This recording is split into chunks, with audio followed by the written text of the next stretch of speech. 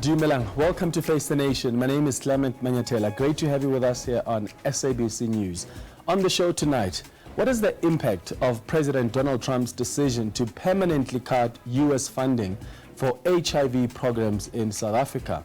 And what is our government going to do to intervene? Recipients of the funding woke up to letters this morning from the U.S. informing them that the grants have been ended permanently. Two NGOs that have relied on this funding talk to us tonight about the impact this will have on HIV care and prevention. Also on the show, what exactly is AfriForum and Solidariteit telling senior officials in President Donald Trump's administration? Both organizations are in the US right now. They are continuing with their disinformation campaign, but to what end? The CEO of AfriForum, Kallie Kriel, speaks to us about what they've been telling senior officials in the White House. And then later, is the South African ambassador to the US struggling with getting access to senior officials in the Trump administration? Reports in the US suggest that the Trump administration may be snubbing our government and not responding to requests for meetings. So what does our government do if indeed Washington is snubbing them but are giving audience to organizations like AfriForum? Our ambassador in Washington, D.C., Ibrahim Rasool, joins us. But first, my comment.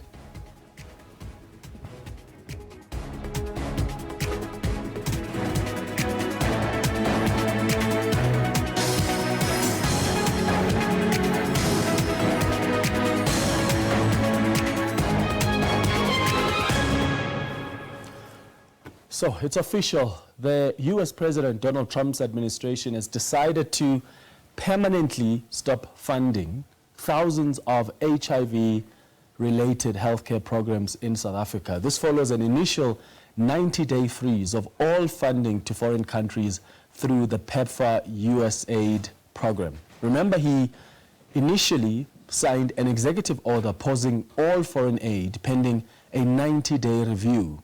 That directive was followed by a stop work order, which led to funding for PEPFAR, including existing grants and contracts, to freeze. Now, PEPFAR is the world's biggest HIV and AIDS donor and has provided over $100 billion over the last 5 years to countries like ours that are the hardest hit by the disease. President Cyril Ramaphosa announced during the State of the Nation address that PEPFAR accounts for 17% of HIV spend in this country. And he also said that there would be interventions if funding is cut permanently. Now, this funding that we get accounts for about 17% of our country's HIV spend. We have been able, over the years, to provide funding from our own resources, our own fiscus, for our HIV and TB programs. We are looking at various interventions to address the immediate needs and ensure the continuity of the essential services that we might lose if this funding does not come through. Well, the decision is now final. The Trump administration has cut the funding, and a lot of NGOs that are providing primary care and HIV research are going to be affected. The treatment program in South Africa, we are at a point where we have achieved our first 95. We need to work to put 1.1 million people on treatment, as we discussed earlier. But we also need to make sure that, on top of the fact that South Africa is already funding 74% of the response, that we continue to make sure that we cover the 17% that's funded by PEPFAR. We need to become self-sufficient. It is an issue of sovereignty. It is an issue of making sure that these political shifts, these shifts that happen at a global level, do not affect the health security of countries. So what's next? Is it going to be a goer? If we are lucky to have it renewed, there are likely going to be some serious conditions imposed by the Trump administration. This decision to end the funding to HIV programs is taken at a time when AfriForum is in the US, meeting with the Trump administration and continuing with their campaign. Is this a coincidence? The sad thing here is that our government hasn't even been informed officially of this decision to cut aid permanently. President Cyril Ramaphosa has responded to AfriForum and Solidarity's presence in the US and their continuing campaign to decampaign this country. Here's what the president said earlier today. I've heard that AfriForum and Solidarity have met representatives in the US government, and they're doing precisely what we said we as South Africans should not do. We should stop running to other countries. We should discuss our own problems here and find solutions. And that in many ways confirms our own sovereignty. It confirms our standing as a free and independent nation. A nation that can stand proud amongst many other nations and being able to say, we can solve our own problems. We may differ here, but we will find solutions to whatever problems we have. Now, reports in the US have suggested that our government and our ambassador are struggling to get access to officials that are close to Trump. But it was so easy for AfriForum to have this access, and that should tell you a lot, right? Even Helen Zille met with Trump's advisors, I think, last year. And that's the challenge here, that our government officials are not the only people President Trump's advisors and officials are listening to. Helen Zille spoke to them, AfriForum spoke to them. I think the DA said they'll send its delegation as well. So we don't have a coherent, common message as South Africa. We're pulling from different sides. So what are your thoughts on this latest move by AfriForum? What do you make of this decision by the US also to cut funding for HIV programs? And do you think that there's a chance that we can reason with the Trump administration, or has that ship sailed? Share your thoughts with us by sending us a WhatsApp voice note right now on 078-459-1897. We'll play those throughout the show. Remember to tell us your name and surname and where you're sending the voice note from. And please keep it at 30 seconds. Alternatively, you can send us an X on @FaceTheNation SABC. After the break, we'll hear from the two organizations that are part of the many that have been affected by this decision by Donald Trump to cut funding permanently for HIV programs in South Africa. Stay with us.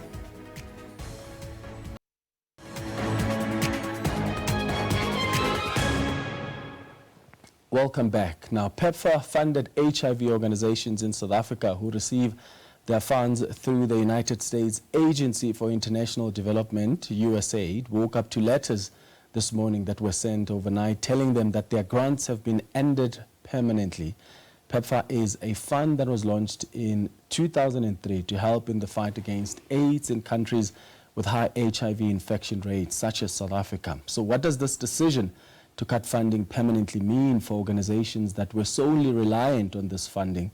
To unpack this, I'm joined by the CEO of the Desmond Tutu Health Foundation, Professor Linda Gale Becker, via video link, and Anova Health Institute Public Health Specialist, Dr. Kate Rees, here in studio. Thank you so much to both of you for joining us. I'll start with you, Dr. Rees.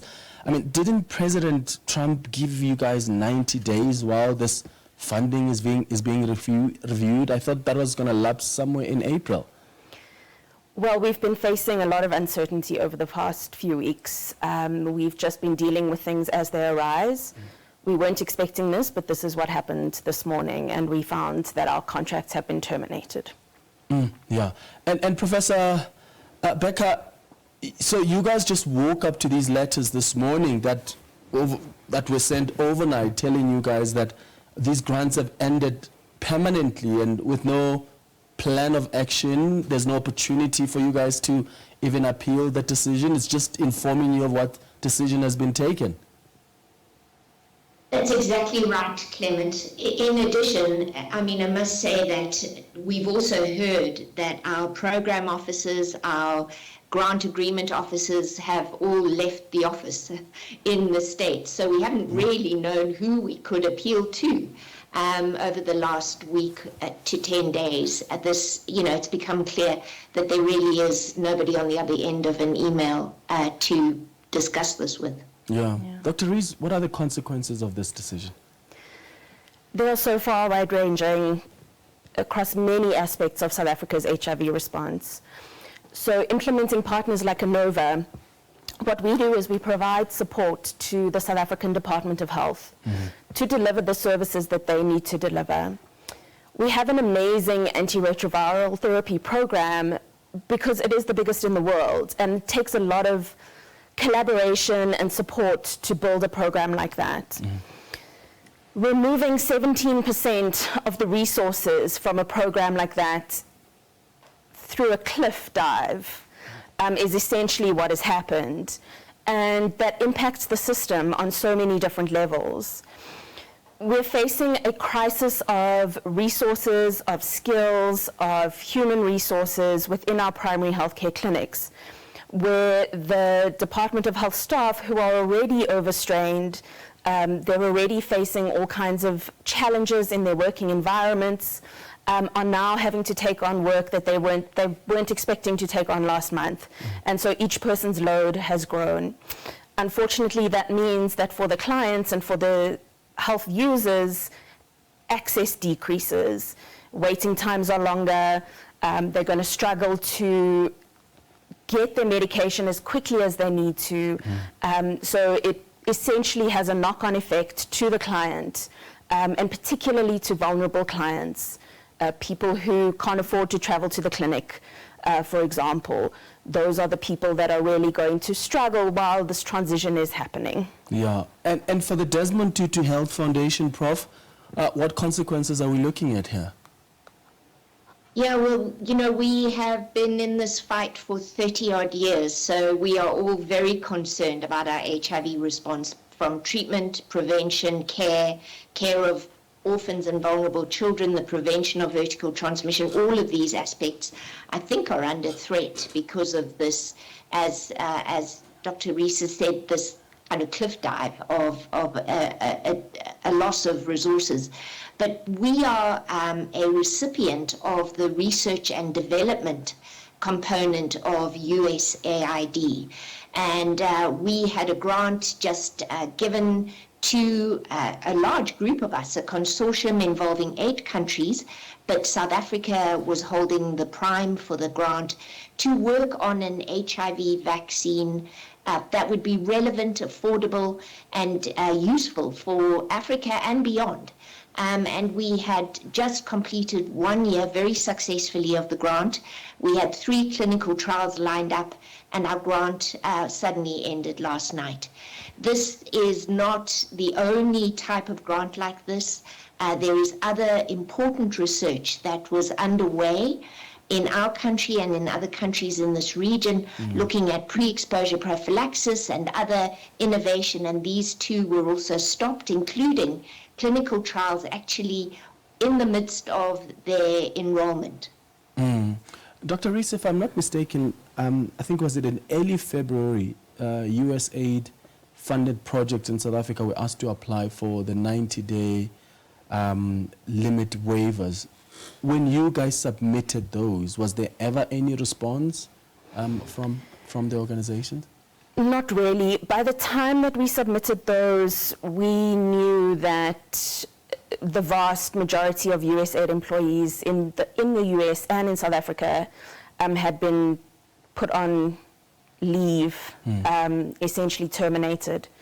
And so as much as we applied for that waiver and we really hoped to be able to get the waiver, we also suspected that even if we did get a waiver, the payment systems had been broken, the systems of communication had been broken. USAID was really, really heavily hit. And so they didn't have the infrastructure to actually implement that waiver. Yeah, and have you heard from the Department of Health? What are they saying? My understanding is that this hasn't been officially communicated to them, but Are they saying anything to you as organizations that have relied on this funding? Yeah, I mean, they are planning, and we would really like to say to the Department of Health, we plead with you to treat this as the crisis that we know it is, and work with us, because we are here and we care desperately about this program. We desperately want, and by we I mean implementing partners, civil society. We desperately want to keep this program where it is and not lose ground. We desperately want to continue to grow the program and get those 1.1 million people onto treatment. So we are pleading with the department to please engage with us. When you're making your crisis plans, we have been at the coalface of this response, and we can contribute. Yeah, and Prof, what interventions do you think can come from government? Because during the State of the Nation address, the President announced that there will be interventions if this funding is indeed cut. What kind of interventions do you expect? Because we're dealing with government here that also really doesn't have money. Yeah, you know, I hear that, and that's a concern. I have also heard an earlier clip and agree with it, that we have to move towards self-reliance, particularly for our care, treatment and prevention programs. But I can also see that we have the potential for a big gap whilst those resources are mobilized, perhaps. And whilst, you know, this has been so sudden, there's been no transition at all. One obviously appeals still to the donor, you know, world to say, is there a possibility of some reprieve while we do organize ourselves? But at the same time, I'm hoping, as Dr. Rees has suggested here, can we get together and try and formulate a plan together with government, with the ministries of health, with other NGOs. I heard the Treatment Action Campaign passionately saying this afternoon, you know, we are ready to come to the party to say, how can we try and fill the gaps or at least bridge this immediate crisis in whatever way? So I think this is what we want to do in the first instance, so people don't fall through the cracks. As far as research goes, you know, there is no question that Africa, you know, has to make more of a contribution to the important clinical research that is required on the continent to face some of our public health challenges. And this is a request for 2% of the GDP to go towards clinical research. This was done at Abuja. And again, we appeal, if possible, that down the pike, our governments can find a way to meet these requirements. Yeah, and Dr. Rees, to be clear, there's no opportunity here for you guys to even, you know, reason with the organization or to try and say, please hear us. Is that it from the letters you received, that it's final?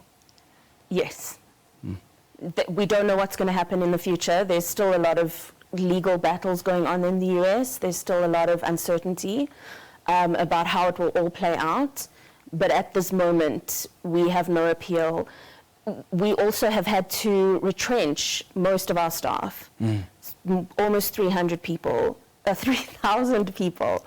You know, it's a huge number of healthcare workers dedicated.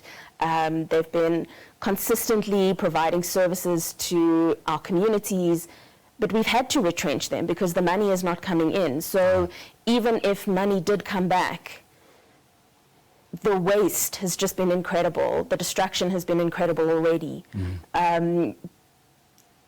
Even if some money did come back to help us close out, to help us transition, which would be the ideal situation, it would still be incredibly difficult. And these people still have been sitting without jobs for months. Yeah, sure. Thank you so much for coming through to speak to us, Professor Linda Gale Becker and Dr. Kate Rees, and all the best as you face this difficult transition period. And hopefully the health department and our government will come out and explain what kind of interventions are available here. After the break, we're going to have a conversation with Kallie Kriel, who is the CEO of AfriForum, about what they've been doing and saying in Washington, D.C. Stay with us.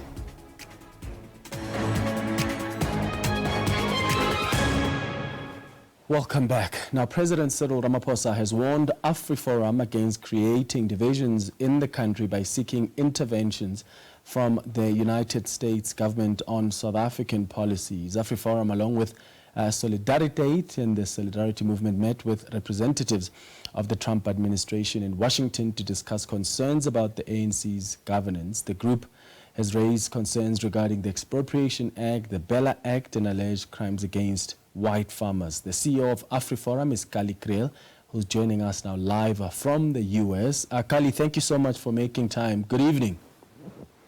Yes, good evening to you. It's great speaking to you, and I hope things are well in South Africa.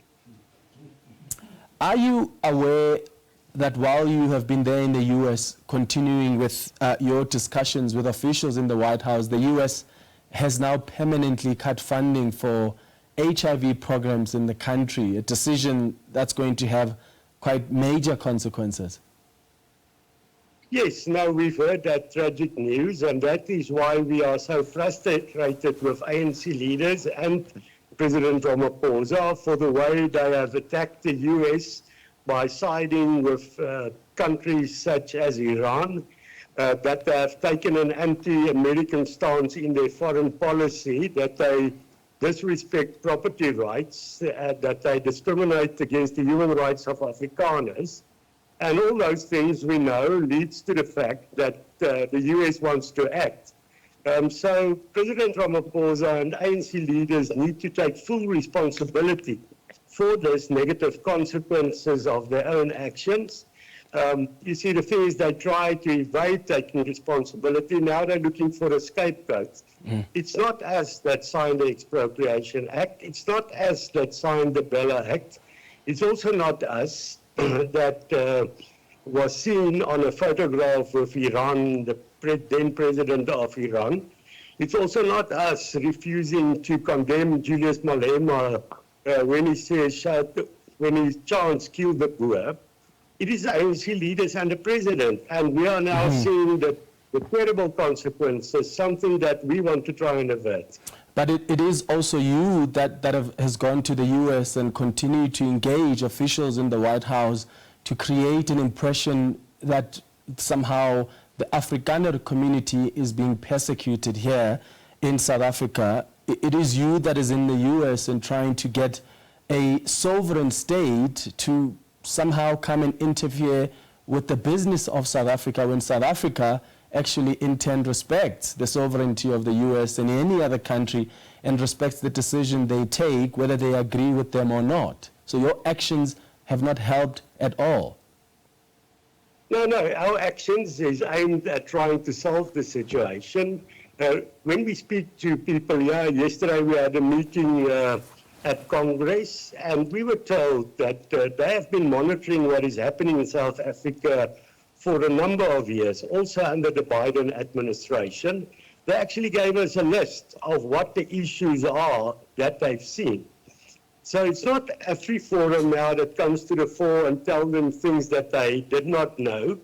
For instance, we were told yesterday in Congress that the video of Julius Malema chanting kill the Boer, kill the farmer, that video has been circulating within the people that are, the circles of the people that are in charge. So they've seen what is happening, and they have already last year, you know, that there was a bill placed on in Congress with regard to revising the ties with South Africa, and we also within Solidarity came to the US to urge them not to kick South Africa out of AGOA. But they said to us, even if they don't want to, AGOA requires respect for property rights, AGOA requires respect for human rights, AGOA requires a country should not act directly against the interests of the US. And we need to solve those things. That is why we are here.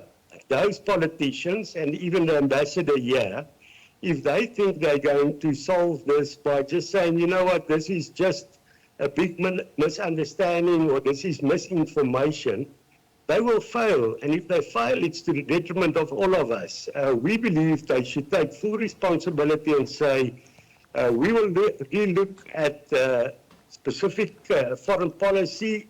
They don't have to side with the US. India is part of BRICS as well as a good relationship with the USAID. And that's in the interest of their people. In the interest of South African people, we should not get involved in these fights. We should make sure that we put our people first. We should not, when we know capital flees areas where property rights are not respected, we should not, the president should not sign an act that says in Article 12.3, Section 12.3, expropriation can be done with no compensation, being an open-ended clause, because those issues listed, they say it's including but not limited to, with a section as Section 19.8 that says, well, you can be expropriated and you can go to court later, and it might take you 5 years with your own money and you don't have funds. Those are the real issues that need to be addressed if we want to save PEPFAR, if we want to save AGOA. And this is why we are saying, don't punish South Africa. That is our message here. The ordinary people of South Africa is not responsible for this. So pressure should be placed on specific leaders that are corrupt, that behave irresponsibly. So you mentioned that you told and you thanked the President Trump administration for highlighting the human rights violations against the Afrikaner community here in South Africa. What are those human rights violations? Well, I think the worst thing any government can do is to attack the cultural existence of any group. And remember, Afrikaners don't have traditional areas where our culture and language can thrive. Afrikaans schools plays a central role in Afrikaans cultural communities. And what we've seen with the Bella Act is a direct attack on Afrikaans schools. It's an attack on our existence. We told the president that we wanted to solve it locally, as he is urging us. He mandated people to negotiate on behalf of the presidency at NETLAC. Okay. And then afterwards he just said, well, he lied and said he didn't know about it. Yeah. So which part of the Bella Act, which part of the Bella Act, Kallie, speaks specifically to just the Afrikaner community or the Afrikaans language? If you've read that act, because you're talking about the Bella Act, you're saying it directly targets Afrikaans and the Afrikaner community. Which part does that? Because my understanding of the Bella Act is that it deals with a number of mother tongues, a number of different languages. No, mother tongue education is not promoted in the Bella Act at all. It does not promote the implementation of other African language as a language of tradition. That was our problem. What it says is one official can decide on the language policy of a school. And you have that within a context where Panjasa Lesotho and MEC Cheluani states openly there's no place for an Afrikaans school in the country. So we know what the intentions are. Bella is a loaded gun in the hands of those people that want to destroy our cultural community. And we spoke to the president, but he actually handled us with disrespect, denying any agreements. But Kallie, I want us to focus on what the Act actually says. So let's park what the politicians say for a while, because you are saying the Act targets the Afrikaans language. I'm saying that is not correct. There's no way where in the Bella Act where it talks about Afrikaans. In fact, if anything, the decision that will be taken by the official from the education department is going to be informed by the population around the school where the school is located. So if the school is located in a suburb where English is the most spoken language or Sepedi is the most spoken language, the decision that must be taken is what really speaks to that need in the community. There's nothing in the Bella Act that says we want to take away Afrikaans. Now, if you go and read the Bella Act, maybe you should just go and read that section again. It does not say that the community in the vicinity of the school. It says the broader educational district. If you look at that criteria, in Pretoria there are 4 educational districts. Afrikaans is no more than 20% in any of them. So the existence of an Afrikaans school, when you have to take these huge areas into account, is impossible. That is written into the Act. So, the fact is, if you look at what was said by SATU in Parliament, what was said by politicians when they debated about this Act, it's quite clear that this is written with regard to total focus on Afrikaans. We can also look at history. Not one single school, English school, was pressured in this country to change its language policy. So the fact is, maybe the president thinks the US can't read. If he signs the Expropriation Act, he might think we can't read, but we see what is happening. if Afrikaans accounts for less than 20% in those districts, why must then it be given that priority status of being the official language in a school? No. So if 80% of the people in that district speak English, that's their language, or they speak a different language to Afrikaans, why are you so entitled to Afrikaans taking some priority status? No priority status. What you are trying to say is it's fine if English has a priority status because that is the agenda. The fact is, if I say 20%, there are many suburbs where Afrikaans-speaking people are a vast majority. But if you're now taking this broad area that there are 30 schools, you use the demographics of the broad area and apply it to a school in an Afrikaans area, you can say that school must now change its language policy. And that is our problem with the Bella Act. That is why we try to engage locally with the president. But we were snubbed. We were snubbed with regard to the Expropriation Act. We wrote, before we came to the US, we wrote to the president and said we want to engage. Yeah, we'll get to the expropriation, Kallie, but I wanted the listeners, I wanted the viewers to actually understand this. You are saying that even if in a district, right, Afrikaans speaking, that accounts for less than 20% or 20%, as AfriForum, you somehow expect that a school that is located in a district with a 20% of people who speak Afrikaans, somehow Afrikaans must be the language that the school adopts. Let's bring it to your program. 90% of these people in this country aren't English speaking. But you have an English program, you have an English television station. That is unity in diversity. You can allow a number of things. If you are saying there can't be an Afrikaans school when in a suburb that is majority Afrikaans, then you are saying there shouldn't be an English television station. That's how ludicrous that argument is. Not at all, because in fact the SABC has many other shows that are geared towards other populations, but the SABC, yes, so they've got other shows that are geared towards other, whether it's Shivenda, whether it's Sesotho, whether it's Indebele. But here's the thing about education. Schools, Afrikaans, English, in an area where the majority of people speak Afrikaans. So what happens if what happens if I'm in that area where the school is located, 20% of the people or less speak Afrikaans.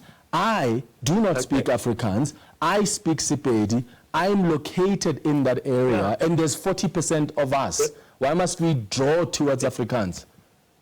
No, then you must put pressure on government to provide schools in Sepedi. You are now saying, I stay right across an English school. My children can't go to that school because they want to study in Afrikaans.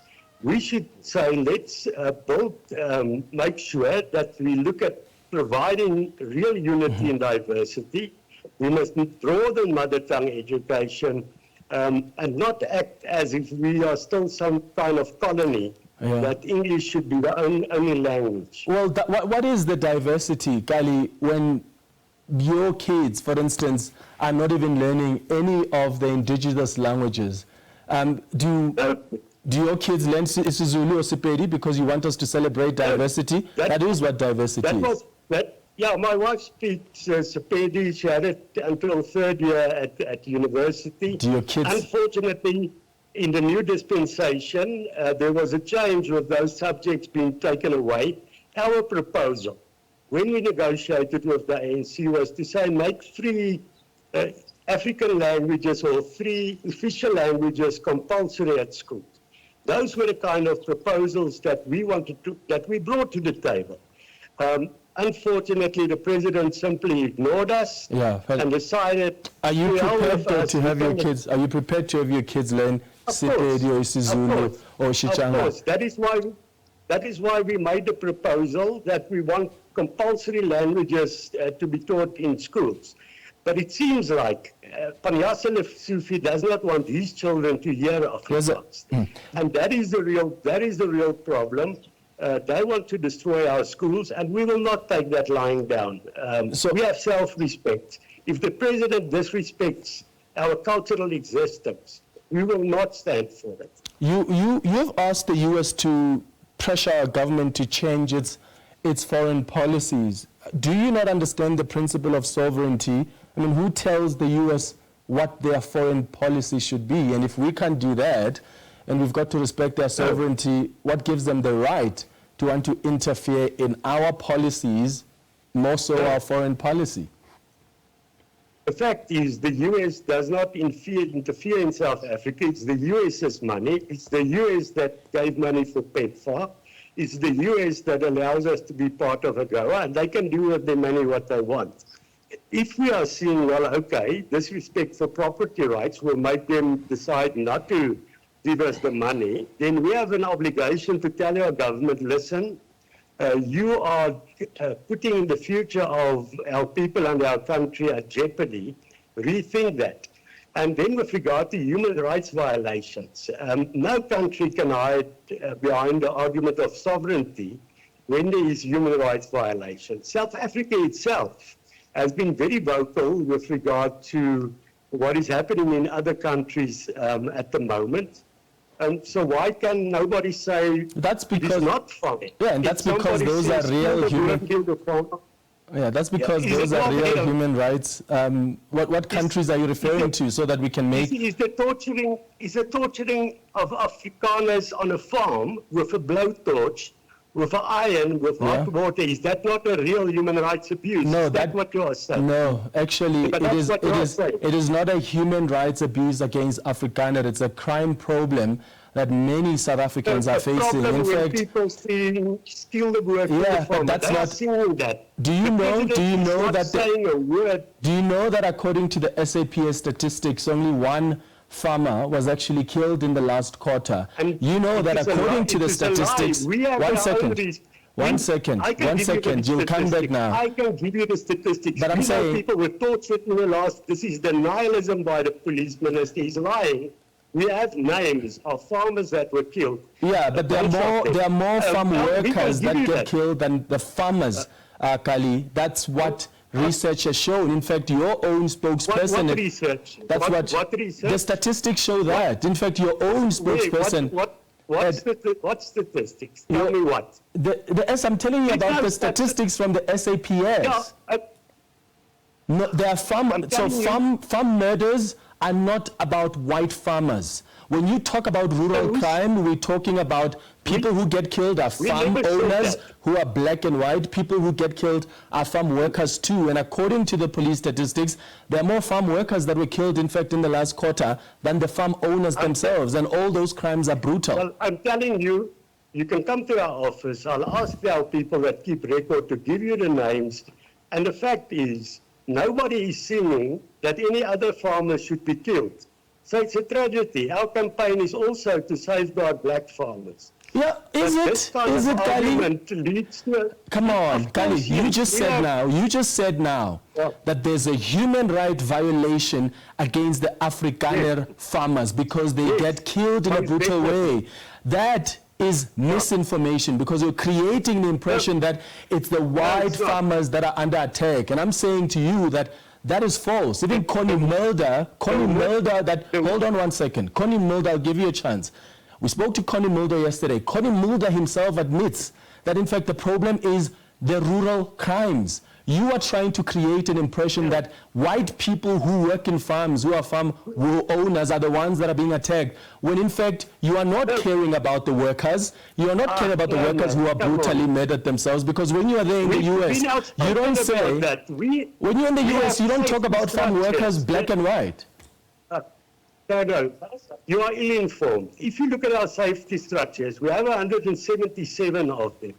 Those safety structures have gone to the defense of black farmers. One of our patrollers was shot and killed while defending a black farmer.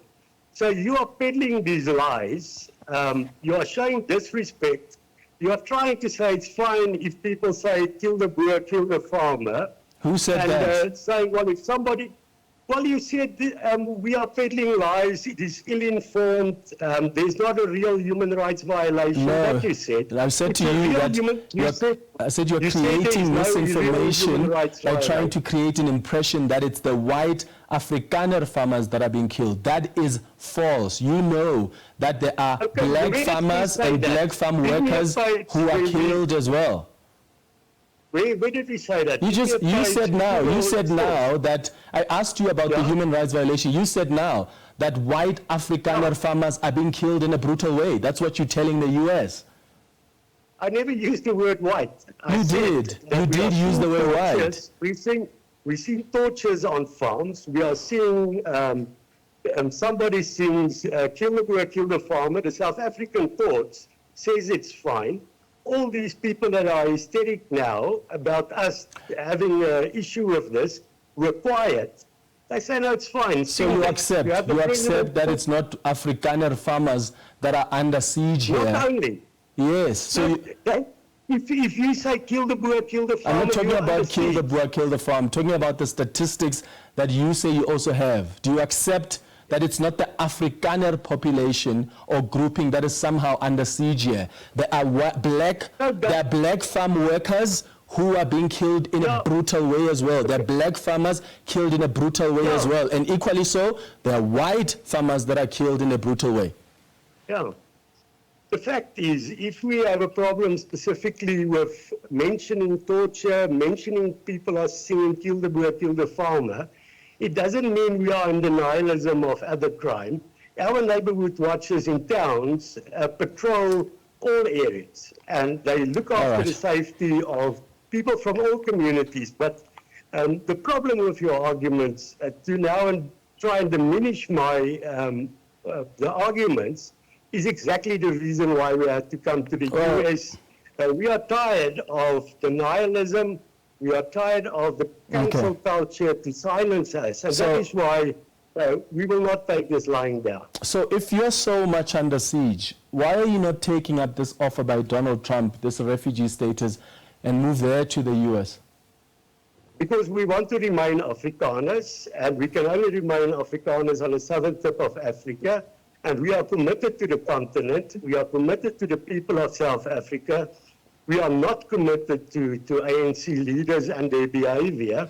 And don't equate what we are doing, don't equate ANC leaders with the country. It's two different things. Do you want... And we are not going to give up on the country. We have good relations with many people. We have projects in rural communities, with traditional communities. We will continue to work with those people, but we cannot allow a president seemingly saying it's fine if somebody sings kill the boer. When did President Cyril Ramaphosa say that it's fine that someone sings that? I said seemingly. Yeah, but that's wrong. And you see, that's precisely the problem, Kallie, is you use words like that to the Trump administration to create this disinformation campaign, and that's where the problem is. Oh, seemingly the president is okay with someone saying kill the boer. You know, but you know he's not. Yeah, but that doesn't mean he said it or he seemingly says it. That is false. If you're against disinformation, why don't you say anything about President Ramaphosa going to the US saying there are no farm murders in South Africa? No, the president said there are no white. The president was responding to. No. Please, you're not informed on this issue. I have the video clip. He said there are no farm murders in South Africa. Okay, Kallie, that is disinformation. Maybe you should focus on that. That is the big problem. Okay, Kallie, I'm out of time. Lastly, did you ask Donald Trump to help fund an Afrikaner settlement? No, it's again a news outlet that has now gone against us with a disinformation campaign. We've seen an orchestrated campaign by the left establishment, the left media establishment, lying. We said we want in areas where Afrikaners settle.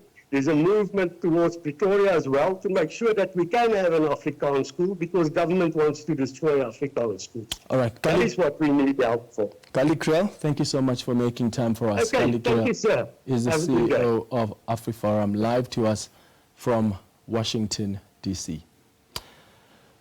The question we've been asking you tonight is, what are your thoughts on this latest move by AfriForum? So let's read some of your tweets that have come through. Bono says, let AfriForum and Solidarity do what our government is failing to do. It is now crystal clear that our respective ministers and their presidencies failing to lead the conversations that will resolve whatever issues that South Africa have with the Trump administration. Duduzi says this isn't lobbying, it's a blatant attempt to undermine South Africa's sovereignty. AfriForum and Solidarity have no mandate to invite foreign powers into our affairs. Mukhorosi says if we ignore Solidarity and AfriForum long enough, they'll come all right. They are mere attention seekers and need to be fed as little oxygen as possible. Thank you so much for your tweets. We've also received some of your WhatsApp voice notes. So let's take a listen to some of what you've had to say on the WhatsApp line, responding to what AfriForum and Solidarity has been saying to the Trump administration in the U.S. Good evening, Clement, and good evening to your SABC viewers. Kaugelo Malema in Pretoria, Atteridgeville. Look, each time AfriForum and Solidarity engages with the USA, there is more harm done than there is good. When is government going to stop these people from destroying more lives? Because this is exactly what it is. We are potentially destroying people's lives. So government needs to rope these people in, and there needs to be some serious consequences. Hi Clement, this is Keith Coffey from Shorterville, Kabega. I don't know what the government expected was going to happen, because they shun the white people and the colored people. They go over their heads. They have apartheid policies in place. They don't listen to anyone. They do what they want to do. These people are frustrated, and they go where they can get an ear that will listen to them. Hey Clement, my name is Lee Futamani. I'm calling from Sasolburg, Zamdela. Yeah, what I'm saying is our country has to do something. It needs to get rid of AfriForum and Solidarity. We can't be in a country that everyone does as he or she wishes. We have to come to our senses as South Africans. Thank you very much. All right, let's pick up on that now with the South African ambassador to the U.S. Is our government and our ambassador struggling with getting access to senior officials in the Trump administration? Ambassador Ibrahim Rasool joins us now via video link. Ambassador, thank you so much for your time. Good evening. Thank you very much to you, and good afternoon from here in Washington. You are there in Washington, D.C. with AfriForum that's been meeting with senior officials in the Trump administration. The DA seems to have much easier access to the Trump advisors as well. Are you struggling together with our government to get a meeting with the officials in the Trump administration? I think that what the situation is a lot more strategic from our side, in the sense that our natural docking station in the U.S. is the State Department. We have a Secretary of State. We don't have any infrastructure yet for the African component of the State Department. And it's in that kind of forum, and especially also with the U.S. trade representative, that we have our normal business, the issues of trade, the issues of investment, and all of those things.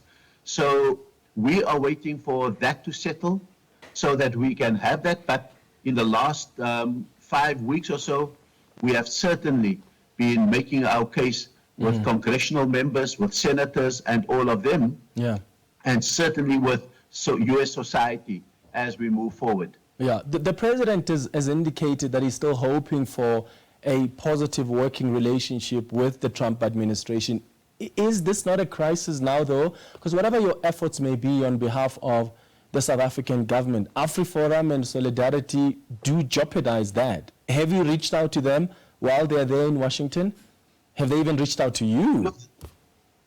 No, that is the normal practice, that anyone who wants to do official business contacts the embassy, but it's not a precondition. So I think that we would not know how to facilitate what AfriForum wants to achieve in the US, but we can say that where we have gone to Congress members, to senators and so forth, they are mildly embarrassed that they have to defend a situation in which a particular group of people in South Africa are casting themselves as oppressed. They have to defend a lie about wholesale confiscation of land, that they have to make space for Afrikaners as refugees. So I think that there is a particular docking station that AfriForum is going to. I'm not sure that it is very senior, but I do think that they are getting a listening ear. Yeah. And our job is to absorb what it is that they're saying. And I don't think we need to get into a tit-for-tat situation with them. That's not the job of the embassy. Our job is to evaluate the impact of what they're saying and then to act proportionally. At this moment, we are not worried enough to go out and compete for space. Yeah, and while they're there in the US has now permanently cut funding for HIV programs in the country. Were you given a courtesy call, at least, about this decision?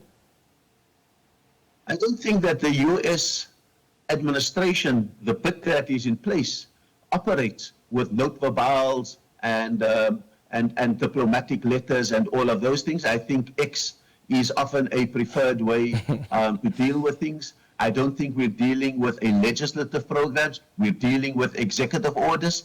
And so what we all diplomats and all countries are doing is to have to follow X to understand what's in the mind of the US administration and hope that the requisite human infrastructure is in place in the USA so that you can have a decent conversation, a policy conversation, that you can negotiate and all of those kind of things. That's not in place. And so it is easier for your kind of groups like AfriForum to really come in, pick their favorite official at whichever level, and then say what they need to say, irrespective of the harm that they do to the country. Well, Ambassador, you may want to go and learn how to use X, because clearly that's where the government of the US is being run, and that's where even diplomatic decisions are announced. Thank you so much for making time for us. That is our ambassador to the US, live to us from Washington, D.C., Ibrahim Rasool. Thank you for listening or watching the Thursday edition of Face the Nation. We'll be back with you on Tuesday next week at 8 p.m. Have a good evening. Cheers.